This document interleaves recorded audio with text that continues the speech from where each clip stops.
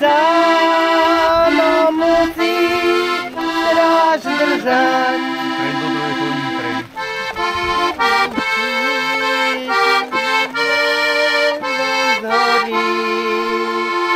Srdce mu bojové zahorí. Slováci, poďte všetci do boja. Nás naša slovenská nás volá. Slováci, poďte všetci do boja. Nás naša slovenská nás volá. Milan Rufus, Večer na Ďumbieri. Na hrobku, kde jak mocné sliepky výchrice hlinu hrebú, hrst trávy bez mena sa v skúpej hrude stráca a čumák hlavne napriahnutý k nebu, hrdzavý pustý guľomet, kde hľadí do mesiaca, do nocí letných vláh a triskajúcich voní, na doske v kvádri žulovom železná reťaz slov železnou pravdou zvoní, že človek umrel olovom. Že vojak zrútil sa a zaspal na úbočí. Čo prijal od zeme, tu zemi oddáva. Sirvotka belasá mu srká vlahu z očí, krv jeho počujem, jak šumí po trávach. V korienkoch bylín rozpaľuje cievy. Do žľapku v doline vytiekol jeho hlas. Vták z neho napil sa, vták píska v kosodreví. A ďalej ostáva. Oslovuje nás. Povedz mi, vojak, čia to bola tvár, keď rúcalo sa srdce od olova? Čo ožiaril v tú veľkú drsnú jar blesk tvojej myšlienky, blesk posledného slova? Ja viem, už znám tú prísnu tému. Nad život muža rastie jeho sen. Lež náboj, ktorý prsia prebodne mu, uviazne v srdciach materí a žien. On zrúti sa. On sa jak hviezda zrúti. A potom spí a nevie. Netuší, kto žije jeho smrť. Je bleskom zasiahnutý. Kto žije jeho smrť, kto s jazvou na duši. On spí a spí, pod hlavou uzlík hliny a vôkol hora v divnej nádhere. Pod zlatým slncom jeho domoviny oprchli žiaľom oči matere. Už nečaká. Čas stíšil trízeň dravú, ochladil v srdci rozpálený kov. Snáď ju už nepáli. Len obťažkáva hlavu šedinami a myšlienkou. Až snom zas rozčerí dní dávnych stuhlé vrstvy. Snom si ťa privolá a budeš pred ňou stáť. Za moju mať jej boskaj rúcho mŕtvy. Za moju malú, trpezlivú mať. Jej svetlom som a slnkom z Božej dlane. Telo z jej tela, uzol v osude. A ktorá ľúbi ma tak prosto, odovzdane. Jak nikto živý viac ma ľúbiť nebude. Noc bronzy rozliala, na sosnách vietor zvoní, leto sa púšťa do kraja. 26 mojich liet, jak stádo bujných koní, sa z jeho žľabou napája. Utíš sa, myšlienka, spí hlava ukonaná, hľa hranná hmla sa z dolín vylieva. A ja som neusnul a bdel som bez prestania. Na lôžku sedel mi až do bieleho rána on, Ivan Babkin, mŕtvy z Kyjeva.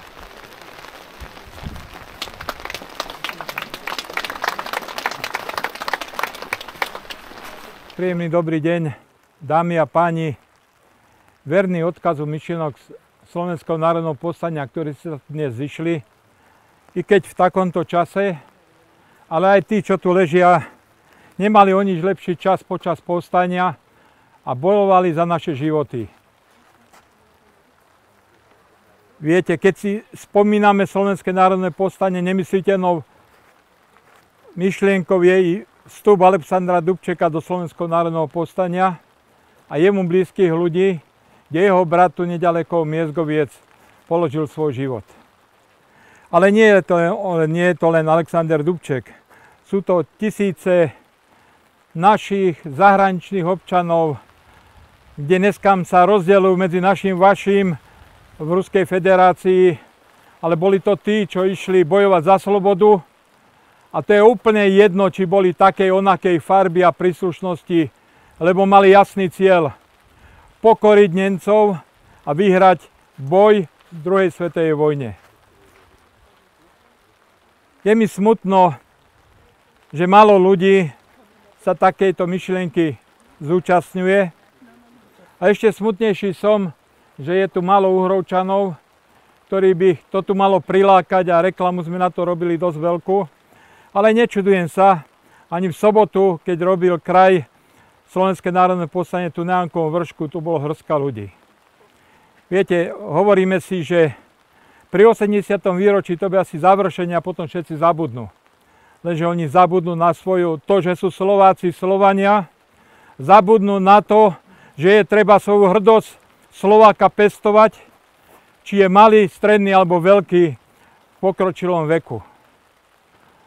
Takto sami prispievame k tomu, že pomaly a isto ako štát ideme do zabudnutia. Ako štát nemáme svoju vlastnú hrdosť a bojovať za svoju históriu. Viete, dneska sa vo veľkom propaguje američanizmus, Veľká Británia, Francúzi. A poviem vám jednu myšlienku. Keď som pri 80. výročí nedožitých narodenín Alexandra Dubčeka otváral v Európskom parlamente výstavu Alexander Dubček, humanista, demokrat, Európan, som sa stretol s osobným tajomníkom barona Krespa, s ktorým som riešil otvorenie tejto výstavy. A ja som mu začal hovoriť o myšlienkach Alexandra Dubčeka, o spoločnom Európskom dome, o tom, ako každý štát by tam mal mať svoju iziebku a nie tí noví príchodzi, aby boli upratovačmi alebo kuričmi v tomto Európskom dome. A on mi na to povedal, a je to 23 rokov, Jozef, kde ty žiješ? Tu vždy prvé husle hrali Francúzi, Nemci a Angličania a to aj tak bude. Vy budete na to, aby ste nám peniažky dosili do spoločnej pokladne. Viete, a teraz si zoberme, a čo tí dedinky, kde žijú ľudia 300, 500, 700 ľudí? Tí ľudia, ktorí pomaly nemajú ani za čo si dať chleba do úst a zaplatiť obyčajné náklady na energie. A čo s tými ľuďmi bude? Tí ľudia, ktorí vybudovali tento štát, počas sobôt, nediel, tí ľudia na brigádach postavili kultúrne domy, na cintorínoch svoje domovy smútku, školy po dedinách. Čo s tými ľuďmi bude? To už sú nepotrebný materiál, ktorý odložíme niekde. A budeme sa hajiť veľkou politikou Európskeho spoločenstva. Veď Európske spoločenstvo myšlienkovo bolo prijaté na to, aby robilo servisnú organizáciu pre štáty, ktoré do neho vstúpia. Nie na to, aby mali diktát nad štátmi, ktoré sú členmi Európskeho spoločenstva. Bohužiaľ, tak je to dnes. Ale pevne verím, asi národ bude potrebovať skutočne asi padnúť dole hubou a potom bude rád, keď sa napije teplej vody a bol najedený a napitý. Až vtedy pochopí zmysel, prečo má zmysel postaviť sa na odpor. Postaviť sa myšlienkami s ľuďmi, ktorí to cítia s týmto národom dobre. Ktorí chcejú, aby aj na tých dedinkách bol život. Nie len raz za čas spraviť tam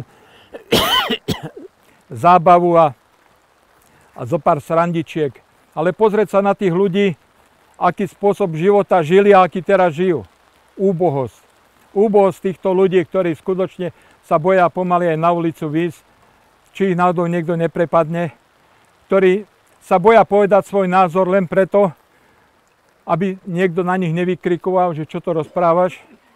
Viete, to sme my, generácia starších ľudí, ktorí chceme dôstojne dožiť svoj život. Chceme, aby naše decká a vnúčence sa mali lepšie ako my. Chceme, aby slovenská vlajka stále viala nad našimi domami. Tak ako to je vo Veľkej Amerike, kde každý dom má svoju americkú vlajku a je hrdý na to, že má svoju vlajku. Viete, nemusí ju schovávať, nemusí sa obávať, že čo keď náhodou, aby mu niekto nebuchol po hlave. Slovenské národné povstanie je o tom, aj sme si ctili a vážili jeho odkaz. Odkaz tých, ktorí položili naše životy, preto, aby sme sa my mali lepšie. Viete, keď sa stretnete s ľuďmi, každý povie, to dobre už bolo, ale to dobro si robíme sami. Dneska je každý zalezený do svojich domovov, nechce sa spoločne zapojiť za dobré myšlienky, ktoré sú tu. Ja som bol prvým viceprezidentom Dubčekovej spoločnosti, keď som prešiel celú Európu s výstavou, od Talianska počnúc, Francúzska, Írska, a odozdával som zlaté medaile Hansovi Dietrichovi Genscherovi, Mary Robinson, bývalej prezidentke Írska, a osobnostiam, ktoré sú skutočne a ktoré boli osobnostiami, ktoré pre našu Európu niečo spravili. Viete, keď Mary Robinson sa stala prezidentkou v Írsku, štát bol na mizine. Vybrala mladých, múdrych študentov, ktorí skončili vysoké školy, poslala ich do sveta, aby priniesli odtať rozum, kapitál, a jej sa to podarilo. Ona postavila Írsko na ekonomicky silný základ. Neviem, či dneska môžeme hovoriť o ekonomickom silnom základe Slovenska, kde prepierali sa peniaze cez Matoviča až po neviem koho všetko, Dzurindu a Fica. Poviem vám ešte jeden príklad a skončím. Ja som za vojny v Jugoslávii doviezol na Slovensko 531 detí. Nedal mi na to nikto nič. Súkromníci povedali, Jožo, keď ty pôjdeš s tvojím autobusom, prvým pôjdeme. A to sa nechcem chváliť. Druhý veľkonočný sviatok pravoslávnej cirkvi ma pozvali, dneska už dospelí ľudia, do Srbska, do Kisaču na stretnutie s nimi. To ste videli, tie slzy šťastia tých ľudí. Jak boli radi, že žijú, že prežili, a jak vám mohli vás objať a podať ruku. Toto by sme sa aj my mali naučiť. Vážiť si jeden druhého, mať pokoru v sebe a poznať z toho života aj tie dobré veci a podať pomocnú ruku tým, čo tú ruku potrebujú. Dneska trošku bol tu rozdiel medzi našimi priateľmi motorkármi, ktorý som vždy podporoval, a mojimi ubytovanými srbskými dámami, ktoré sú tu. Ukrajinskými. Viete, tá nevraživosť medzi tými ľuďmi. A čo tu robia Rusi? Tí sú tu preto, aby oslávili s nami spoločný sviatok. Slovenské národné povstanie. My sme vám podali pomocnú ruku, ale nie, aby ste vy boli nadľudia, aby sme vám pomohli. Viete, ale dneska tá družnosť u ľudí, to je jedno, či je tej a onej národnosti, už vymizla. Dneska sa pestuje vo veľkom nenávisť, čo je začiatok konca. Skúsme sa zamyslieť nad tým a spoločne, aspoň my, čo sme tu, táto hrstka ľudí, si povedať, že budeme vo svojom živote stále len dobro robiť. Viete, mne sa to v živote viackrát doplatilo. Keď mi niekto zle spravil, ja som mu spravil dobre. Ten človek stonásobne vyššie rozmýšľa nad tým, keď mu spravíte dobre, lebo keď mu spravíte zle, by povedal, no vráte mi to. A ešte jednu spomienku tu chcem dnes povedať. Môj menovec, nie rodina, plukovník Jozef Škultety, dneska si pripomína jeho 20. výročie úmrtia. Bol to človek, ktorý tu bojoval v Slovenskom národnom povstaní na Jankovom vršku, ktorý svoj život položil v boji za slobodu, demokraciu, a bol by som rád, keď sme sa poklonili pamiatke tomuto človekovi, pretože ja mám s ním osobnú skúsenosť, aj keď mi to nebol rodina.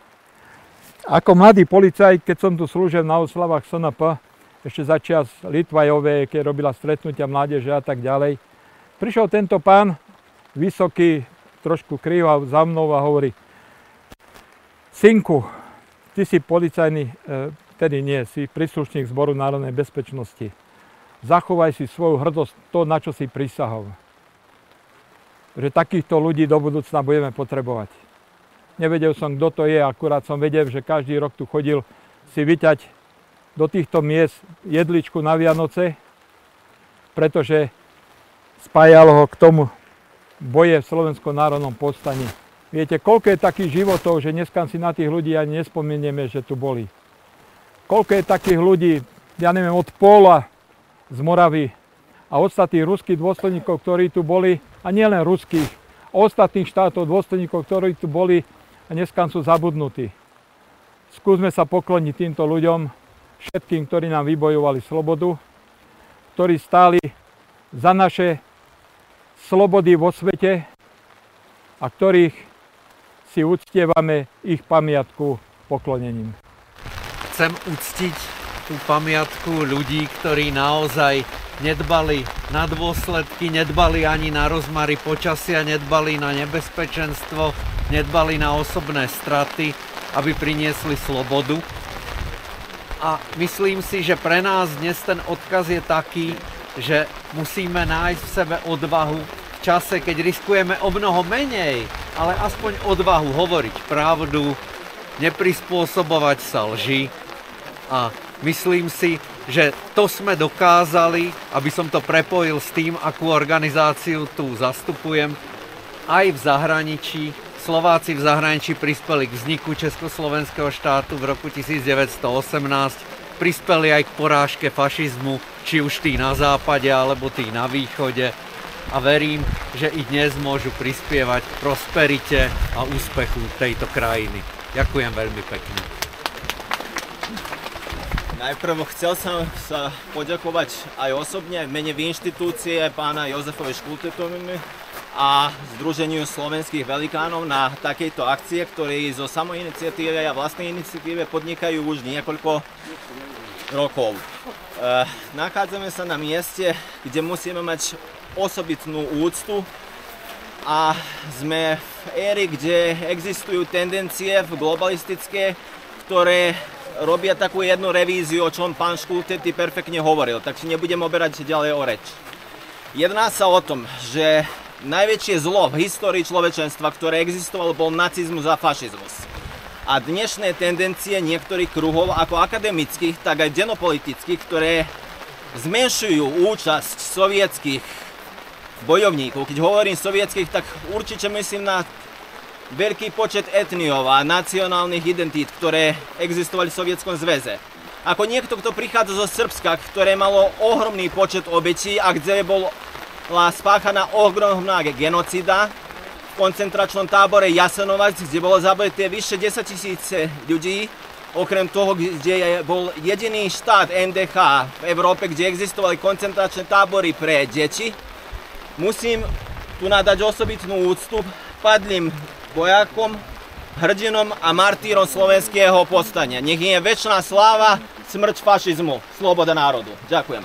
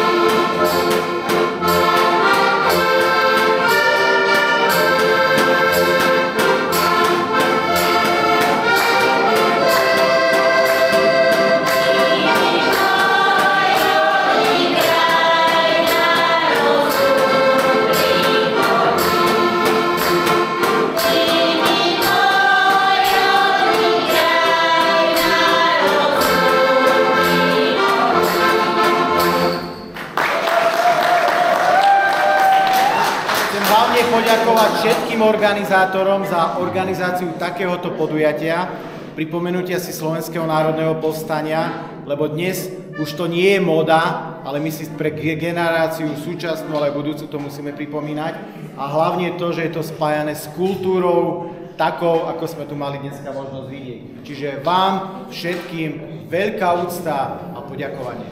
A ešte ten pán... A ja len chcem povedať, že Jožko Holdoš, to je môj priateľ bývalý a bývalý prezident policajného zboru. Pozdravujem. A my sme sa priatelili, Jožko. Prajem vás všetko najlepšie, nech sa vám darí a hlavne nech žije kultúra.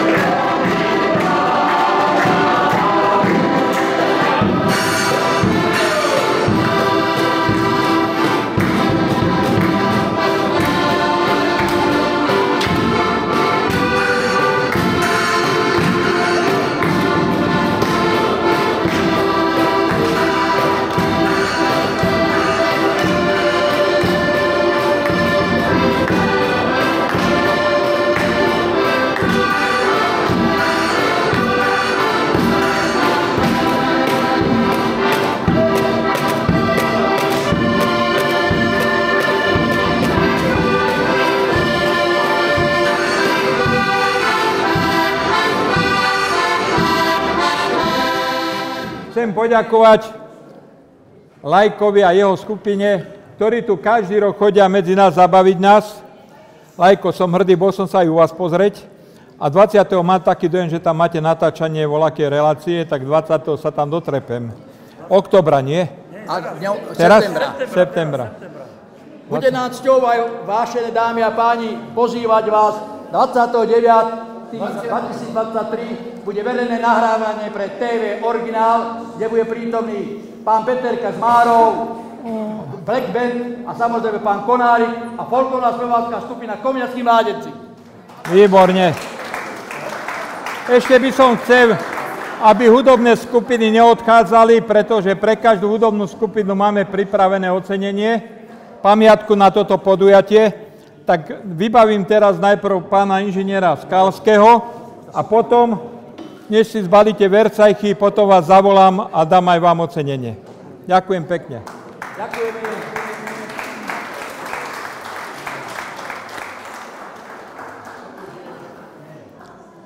Dámy a páni, je treba v živote hľadať ľudské dobro, hľadať v tom mravenisku ľudí, ktorí si zaslúžia pochváliť ich a oceniť. A medzi nimi je aj pán inžinier Skalský, ktorý svojou prácou nielenže naplňa odkaz myšlienok Alexandra Dubčeka, Štefánika a Štúra, ale svojou prácou šíri dobro o Slovensku u našich zahraničných Slovákov vo svete. Naša spoločnosť slovenských velikánov sa rozhodla udeliť zlatú medailu Alexandra Dubčeka Vladimirovi Skalskému za jeho doterajšiu prácu a pevne verím, že to bude taký výstrel ešte ďalších aktivít u neho, kde spoznal aj naše tradície, nás, ktorí sa takto stretávame 7. krát, určite to nie je posledný, pretože už vedľa seba máme vychovaných aj mladšiu generáciu, ktorá po nás to bude organizovať. A preto si myslím, že aj o takomto podujatí je dobre vo svete hlásať, že také niečo sa koná, že tu je skupina možno v úvodzovkách bláznov, ktorá naplňa odkaz myšlienok Dubčeka, i napriek tomu, že nikto ich na to nenabáda, nikto ich neposadzuje dopredu, ale svojou prácou si myslím, že raz zanecháme veľkú rihu v myšlienkach ľudí, ktorí sa tohoto podujatia zúčastňujú. Takže, pán inžinier Skalský, dovolte, aby som vás vyzval.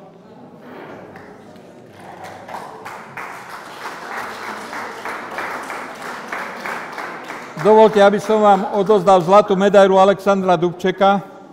Nech sa páči. Veľmi pekne, ďakujem. Aj s týmto na stene zavesiacom emblémom toho, za čo ste to dostali. A navyše, keď sa budete snažiť svojou prácou, my sme teraz za spoločnosť slovenských velikánov, piatok som doniesol pamätné medaile Milana Rastislava Štefánika, Ľudovita Štúra, Alexandra Dubčeka v jednom celku, tak ako máme ten emblém pripravený na recepcii. Takže zlatá, strieborná a bronzová medaila čaká na vás. Ďakujem veľmi pekne. Dámy a páni, ja vás nebudem dlho unúvať. Ale mohli by ste. Ja chcem viac menej povedať toľko, že to beriem ako ocenenie pre Slovákov žijúcich v zahraničí. Koniec koncov v zahraničí žije 1,5 až 2 milióny osôb slovenského pôvodu. Je to v podstate, dá sa povedať, tretina slovenského národa. A je to skupina ľudí, medzi ktorých koniec koncov patril napríklad i onen Milan Rastislav Štefánik. Prakticky všetko, čo vykonal v zahraničí. Sú to ľudia, ktorí sa zaslúžili o vznik Československého štátu, zaslúžili sa nakoniec aj o porážku fašizmu, a to na východnom i západnom fronte, ako sa tu krásne pripomína. A ja chcem poďakovať veľmi pekne. Musím povedať, som až v rozpakoch. Môj obľúbený Jaromír Nohavica spieva A srdce stydelo se, když salvy slávy zneli. Zdá sa mi to až nezaslúžené. Naopak by som chcel povedať, že doktor Škultéty je naozaj človek s veľkým srdcom a človek, s ktorým, verím, budeme ešte na rade projektov spolupracovať. Ďakujem veľmi pekne. Ďakujem pekne aj ja.